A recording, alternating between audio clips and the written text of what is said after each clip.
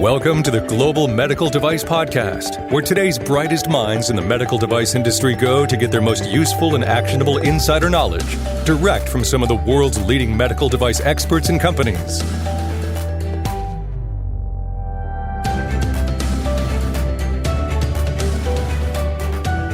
You know, one of the things that makes Greenlight Guru unique is what we call our Guru Edge. And more specifically, we have a whole team of people, medical device gurus, who have a ton of industry experience prior to joining Greenlight Guru. And I thought we would try something a little bit different on the Global Medical Device Podcast. I thought we would feature some of our gurus and let you know a little bit about who they are and their background and how they work with customers and medical device companies all over the globe. So enjoy this episode of the Global Medical Device Podcast. Hello and welcome to the Global Medical Device Podcast. This is your host and founder at Greenlight Guru, Jon Speer, and continuing with, I guess, a series that we started recently. This is another one of these episodes of a Meet a Guru episode. As many of you may be aware, or some of you may not even be aware, but Greenlight Guru, we have on staff folks that we call medical device gurus. And these are people who have a ton of medical device industry experience. And they're so valuable to the Greenlight Guru team because they help inform and shape the product, the software platform. But they also work very closely with our customers and helping all of our medical device customers achieve their key milestones and major events and things of that nature. And joining me today is Erica Loring. Erica, welcome to the Global Medical Device Podcast. Hi, John. Thank you for having me. Oh, you're welcome. I suppose maybe a good place to start is give everybody, I guess, maybe a little bit of an overview of who you are, your background, and that sort of thing. Sure. So I have been in the medical device and biotech industry for going on over 15 years now, starting in pharmaceutical and then making my way into IVDs and then medical device. And my specialty is really around medical device and IVDs. So I've been doing that for 12 years now on the West Coast, and I've had a lot of fun with it. You and I were talking just earlier about you grew up on the East Coast, so you kind of have seen, I guess, both extremes in the United States, anyways. But how does somebody from the East Coast find their way to the West Coast?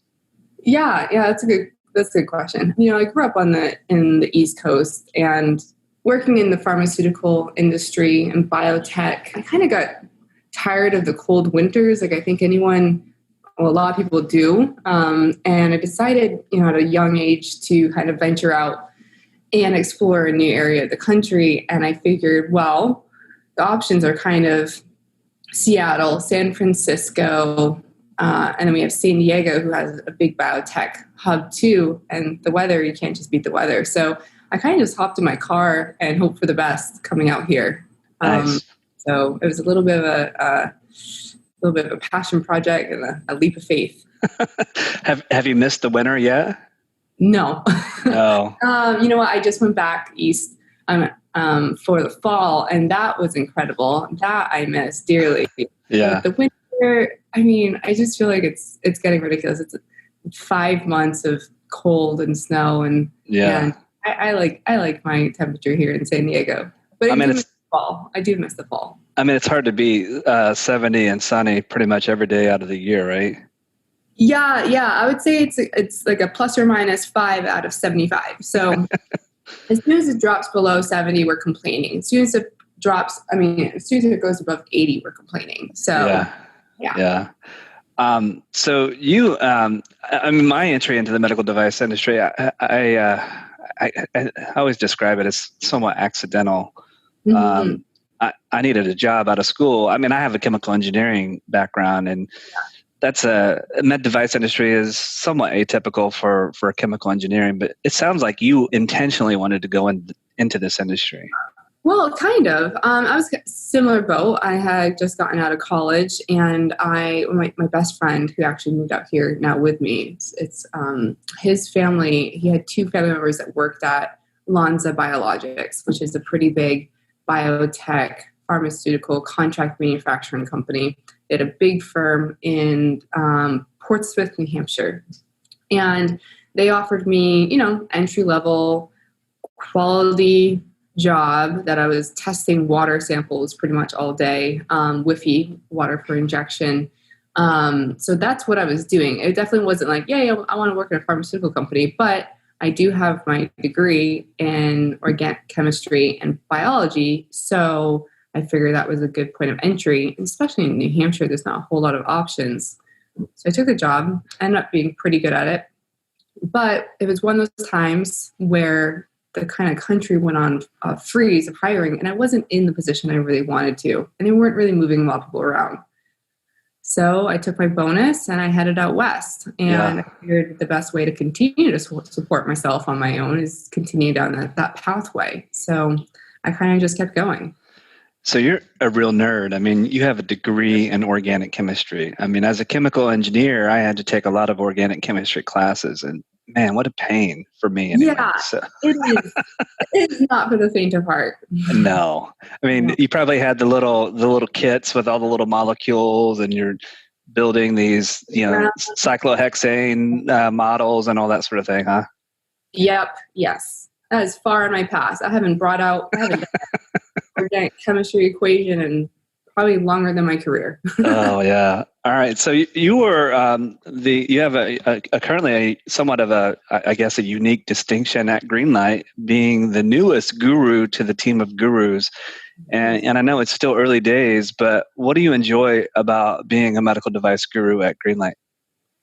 Yeah, I mean, easily I can say that I really enjoy talking to all these different companies who have various degrees of different kinds of medical devices. And since they are startup, a lot of them are very unique and new. And they're coming into this thinking they're going to change the world. And they have these brilliant ideas and improvement for life.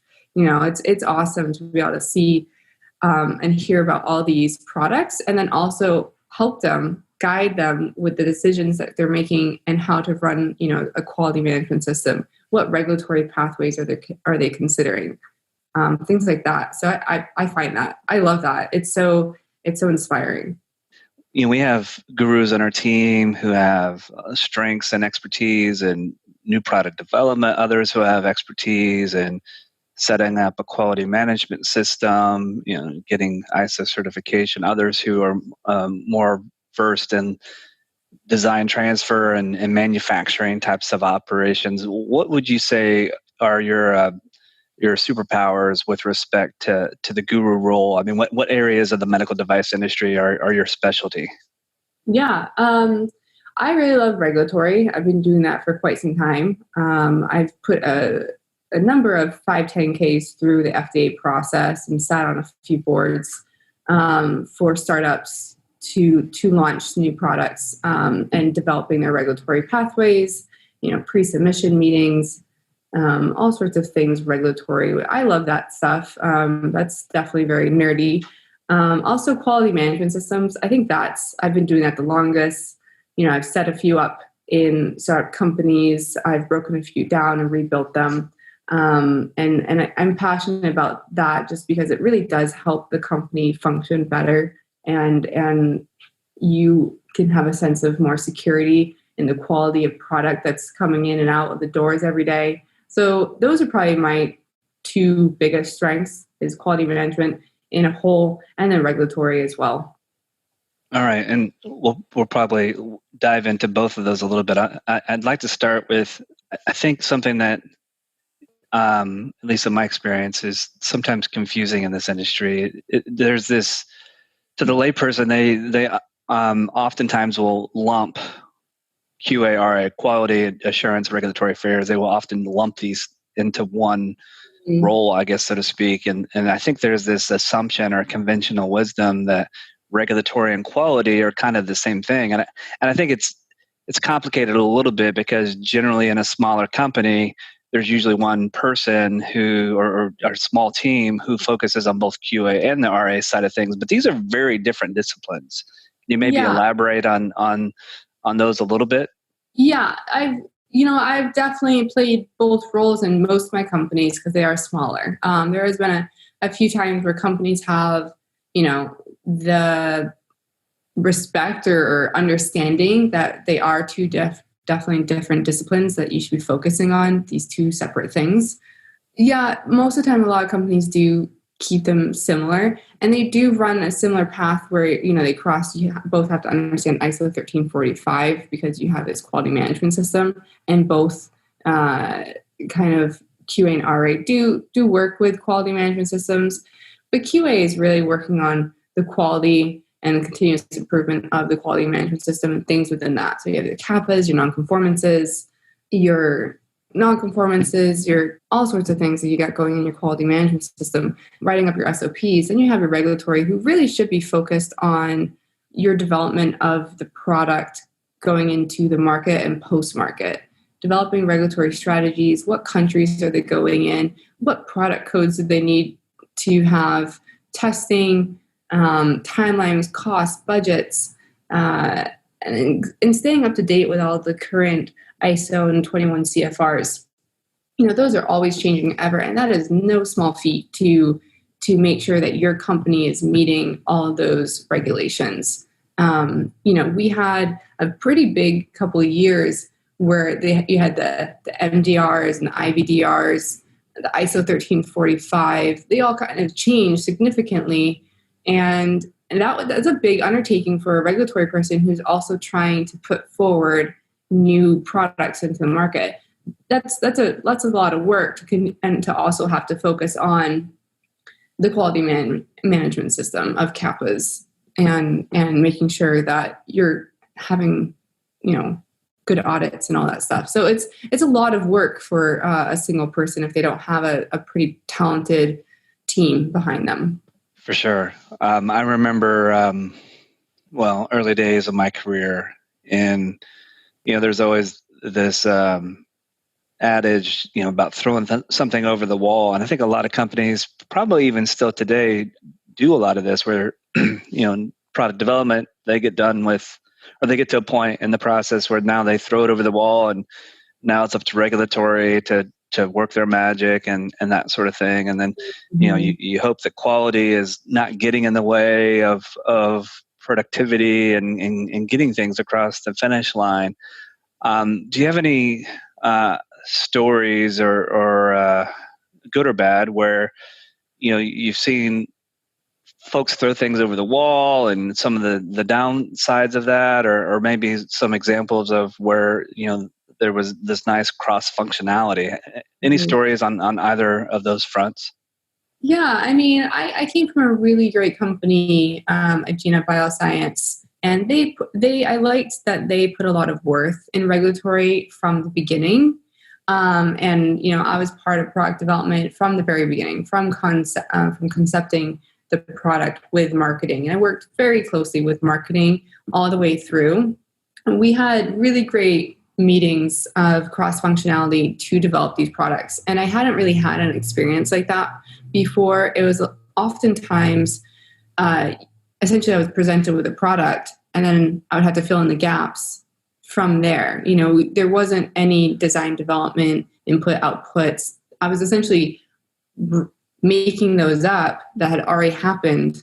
And that was always a challenge because people and manufacturers, engineers don't have that mindset of writing down these input outputs. They know what they need to get across. They have an idea and they do it, but they don't document all that thought process along the way. So I really appreciate my last company and how much worth they put forward into regulatory to be part of the very concept to launching to post-market. So I was proud of being part of a company like that.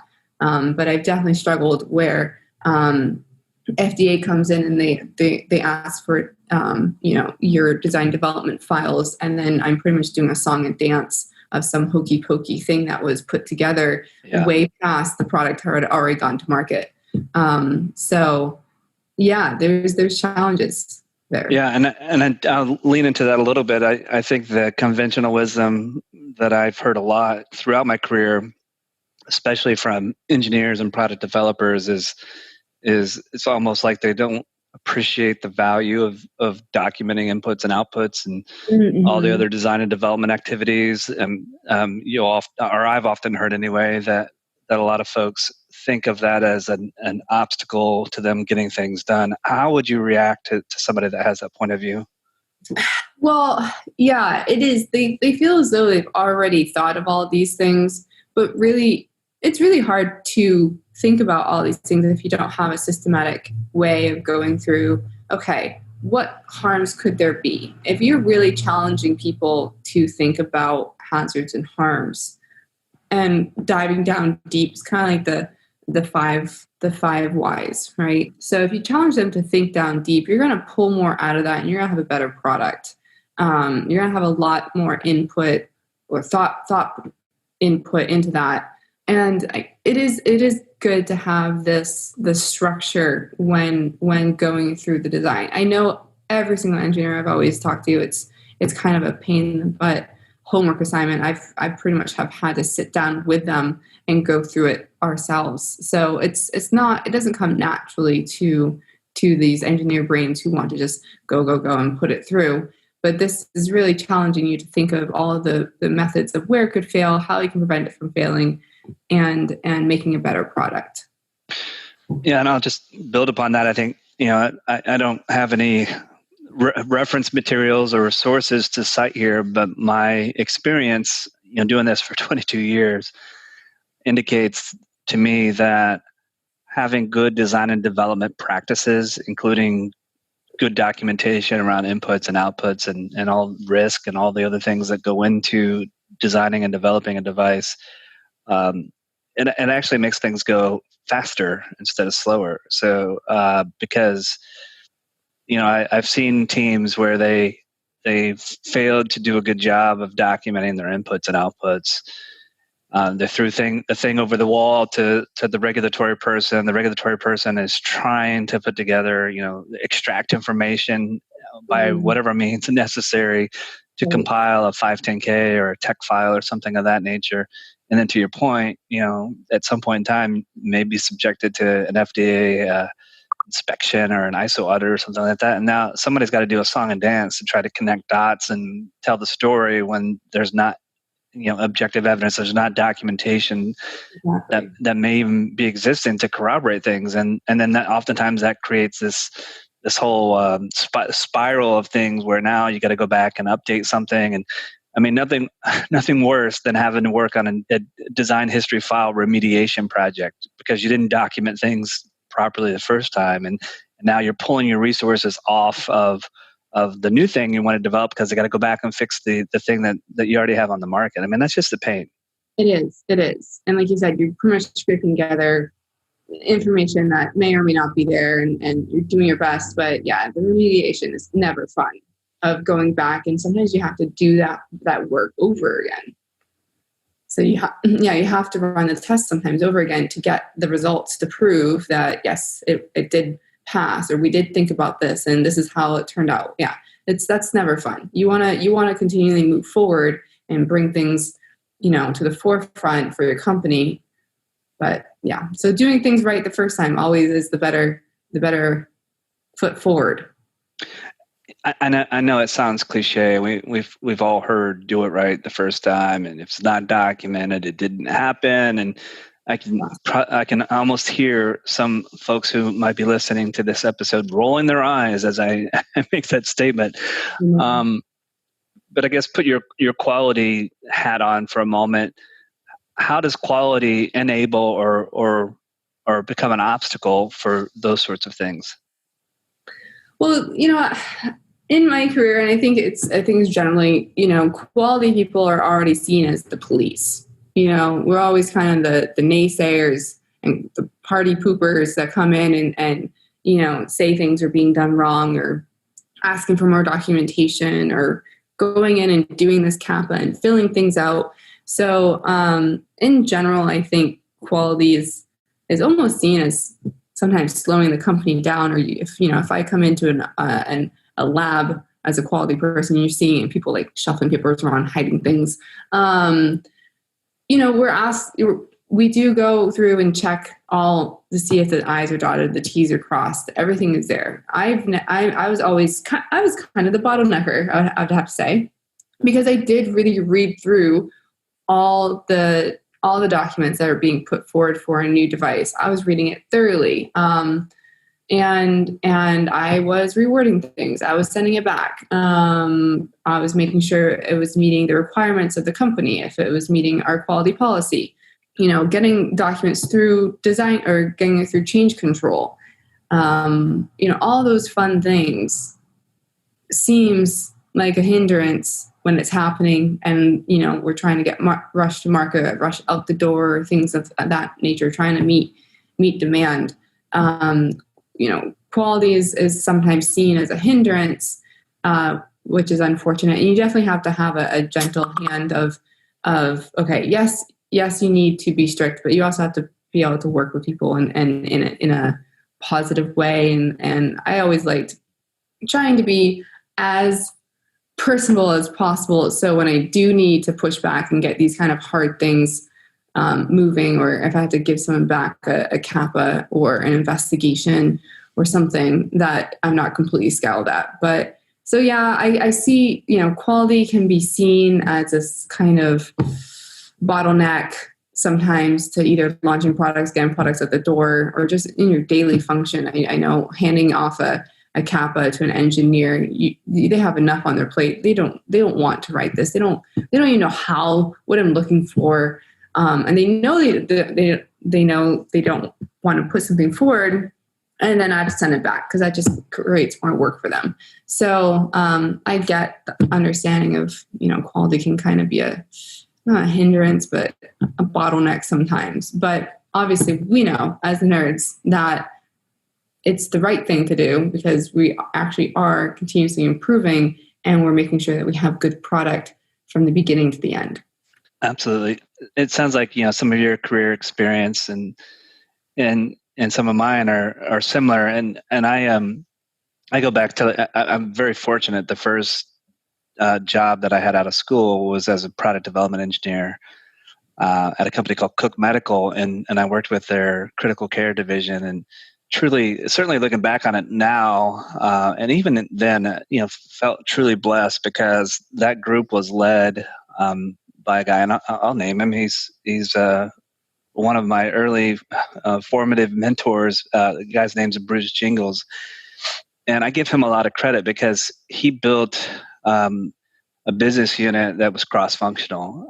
We have project updates that included not only the engineers, but marketing and sales and manufacturing and regulatory and quality. We had everybody there involved in the decisions and involved throughout the entire process. And I think this is where a lot of companies get tripped up too, especially with new product development, is they look at it as the responsibility of engineering, and they miss the point that new product development is cross-functional. It has to have voices and influence from all the different functional areas, because we all have a stake in this, Yeah. Mm-hmm. Yep, I have to agree. So I know that, I don't know how many Greenlight customers you're working with presently. So I guess the next question is, if you have some Greenlight customers that you can highlight, that's great. If not, maybe some other experiences that you had prior to Greenlight, but what are some of your favorite customer stories in your career so far? Ooh, that's a good one. My short career here at Greenlight, I've just started taking on clients, I think fully in October. But one of my funny experiences was we were doing, I don't even know if I should say this out loud, we were doing these breathe exercises, group meditations, I think, in my department. I love that Greenlight puts so much effort into personal and business growth in us. So I think that's really great. I have a hard time sitting still sometimes. So we take our DISC profiles, right? And if you don't know what that is, it's kind of like a personality test for communication within the work atmosphere and what kind of personality traits you have. I'm pretty high D and a little bit I. That means I am kind of, I'm going to say aggressive, but I like things done. I like bullet points. I don't waste a whole lot of time chit-chatting, but then I have the I side of it that I'm social. So just to get to the point is this breathing exercise, being the strong D, I kind of want to bullet point this breathing exercise and let's keep going on the day. So I kind of communicated this to Taylor Brown. And I was like, hey, do you have any clients I can hop on with? I'm feeling a little antsy, which, at that point, you should probably think about breathing a little more. But so she's like, I have this company and it happened to be called Breathe 99. And I was very new to being a Greenlight Guru. And she's like, it's a medical device mask company. And, and we've talked about this. I've had so many clients, especially in between my last position at Mask Control to here. I was doing consulting and getting a lot of EUAs, emergency use acts, and PPE 510Ks through the FDA process. So they happen to be a mask company. I'm like, oh, goodness, that's right up my alley. That's all I've been doing for the past year. So I hop on, and I'm essentially supposed to be a complete listener bystander at this point because I pretty much just started at Greenlight. And I just took over the entire meeting and talked to them all about their masks and their regulatory pathways and what options, weighing out. Let's look at what you can get out of the EUA and why is that good? But then also let's look at the 510K and why that's beneficial as well, pros and cons.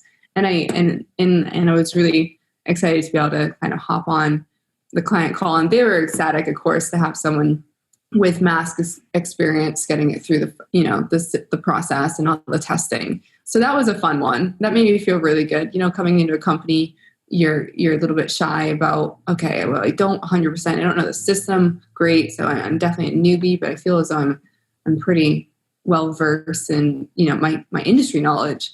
But so it was really fun to be able to flex my industry knowledge kind of right out the gate and help a company out pretty quickly. Absolutely. I mean, and masks are a very hot topic in the current global environment these days. Yeah. I put a few through EUA and 510K. Nice. So.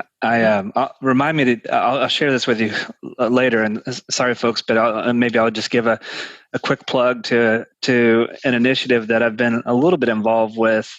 That's sort of in that space as well. The organization is called Masks On. You can learn more about what they're doing. It's maskson.org. Mm-hmm. But it's been I guess the best way to describe it is a crowd-funded initiative where they basically are taking a scuba mask, a full-face scuba mask, and replacing the snorkel that happens to sit on the top of the head.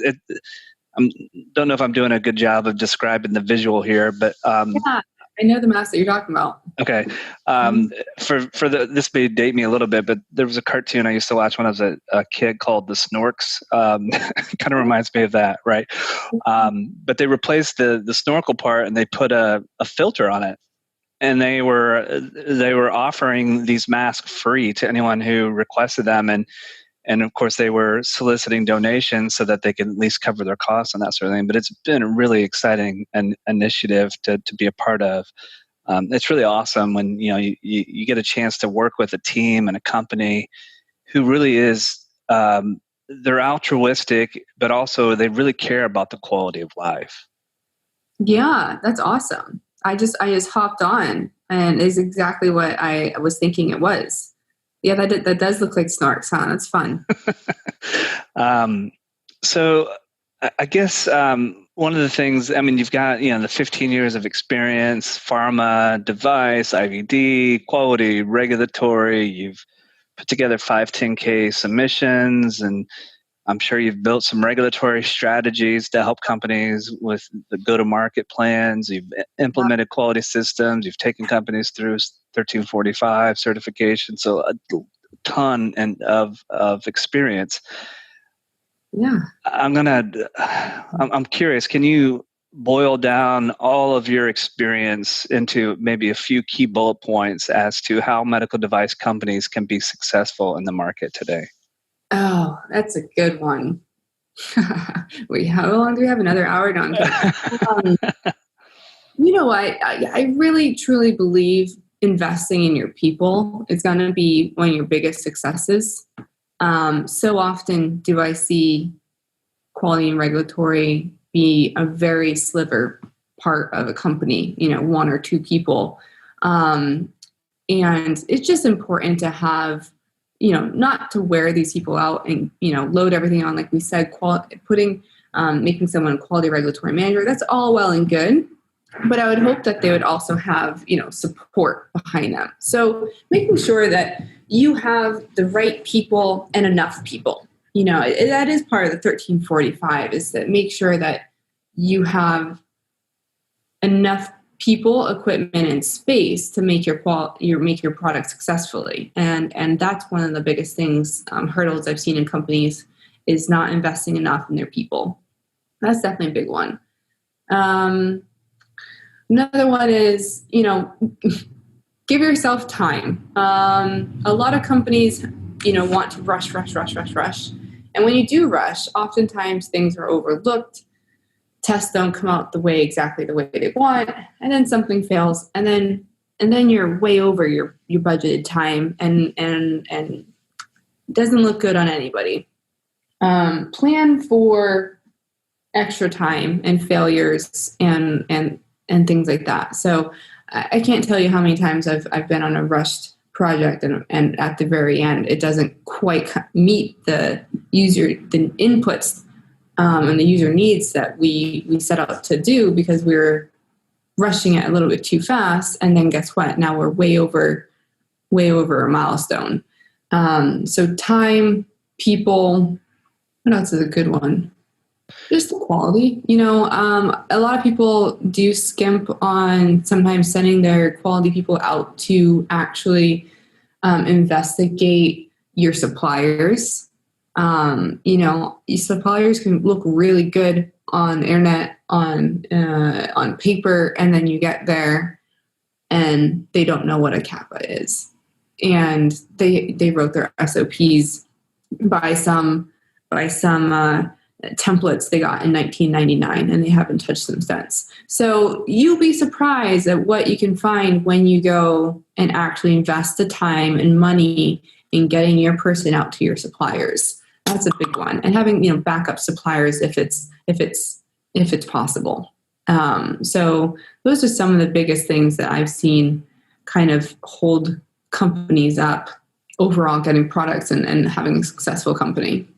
All right. Well, Erica, I feel like we've covered quite a bit of ground on the conversation today. Is there anything else that you think is important for listeners to know, or key points that you want them to leave with before we wrap up today? Yeah, I think Greenlight Guru, and it touches back on what I just mentioned of investing in your people. I love when companies do invest in people, not only just to have, headcount. You can do that, but also investing in personal and business development growth. I love that we're continuously learning, and it does pay off when you can send your quality and regulatory people to further training. And let's say if you want your quality person to become a quality engineer, help them achieve their goals of improving themselves, because they're going to improve themselves and most likely welcome the investment that they get from their company and stay there. So investing in people is always a good thing to do. And if they grow and learn, your company's going to grow with them. So I always like to throw that out there. And I love that Greenlight Guru, we're constantly learning. I'm signed up for this risk management class, and I'll be up taking at 5 a.m. in the morning. And I'm really excited about it. So, investing in people and growth, and they'll turn around and they'll grow your company as well. I think that's so important. I think a lot of times companies, they sort of pigeonhole their resources, or there's this hierarchical path. Like I remember early in my career, it's like, oh, you're a good engineer. Next step is for you to be a project manager. And don't get me started on why that may not be a good idea, but nonetheless, it was a path that may or may not have aligned with what I wanted to do, or my strengths, or my assets, and that sort of thing. Nobody asked me, well, what do you want to do? Yeah. What are you interested in? And I think, to your point, investing in people, but getting their input in that process is probably the most important part, because your people, your resources are the most valuable contributors to your business and to the health and sustainability and the growth of your business. And if your people are happy and they're pursuing what they're interested in, then it's just going to make everything better. Yeah, I agree. And then one last point is I had this amazing boss back at one of my first biotech companies, and he was just this jovial, happy entrepreneur, and he always would come in. He owned the company. He wasn't there all the time, but when he did come in, he came in and talked to every single person there and asked, "Are you happy? Are you taking vacation? And what can I help you with? If you want to better your career, if you want to do more training, you can do that." And me being a quality person, he would say, if you want to go into marketing, if you want to be a rocket scientist, if you want to be a chef, my training, my money that I give you guys for bettering yourself is not pigeonholed to what you're doing currently in your position. I want you to grow and do whatever it is that makes you happy. And that was always such an admirable trait to do. So, when you invest in your people, that stays with them. Well, Erica, I'm so glad that we had a chance to chat on this episode of the Global Medical Device Podcast. And folks, preview, Erica and I have already talked about briefly the next topic that she and I will explore on a future episode. So pay attention.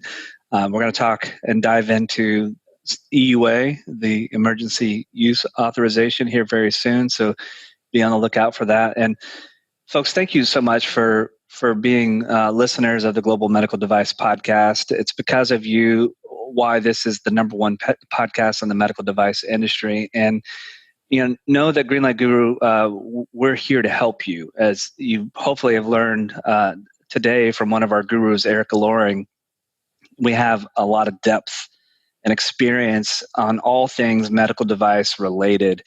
In addition, we also happen to have this pretty awesome kick-ass software platform to help you manage your quality management system and everything that goes into that, from design, development, to risk, to document management, change management, quality events like CAPAs and complaints and nonconformances. And it's all in a connected ecosystem. It's all in a single platform. So if you're interested in learning more about that, go to www.greenlight.guru, and we request a demo. We'd be happy to have a conversation with you and hopefully help you achieve your key milestones and events and help you achieve that mission of improving the quality of life. So Erica, thank you so much for being a guest on the Global Medical Device Podcast. No, absolutely. It was fun. Thank you. Absolutely. Folks, as always, this is your host and founder at Greenlight Guru, Jon Speer, and you have been listening to the Global Medical Device Podcast.